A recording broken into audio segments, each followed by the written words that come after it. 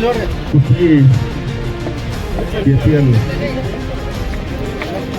ಇದು ಬಹಳ ದಿನದಿಂದ ವಿಶೇಷವಾಗಿ ನಡೀತಕ್ಕಂಥ ಒಂದು ಕ್ರೀಡೆಯಾಗಿದೆ. ನಮ್ಮ ಹಿರಿಯ ಆಟಗಾರರು ಮತ್ತು ಕುಷ್ಟಗಿ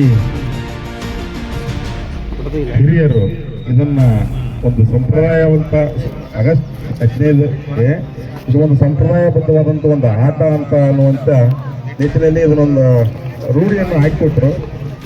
ಅದೇ ರೀತಿಯಾಗಿ ಯುವಕರು ಅದನ್ನ ಮುನ್ನಡೆಸುತ್ತಾ ಬಂದಿದ್ದಾರೆ. ಆಟ ಅಂತಂದ್ರೆ ನಮ್ಮ ಊರಿಗೆ ಅಷ್ಟೇ ಸೀಮಿತವಾಗಿರಬಾರ್ದು.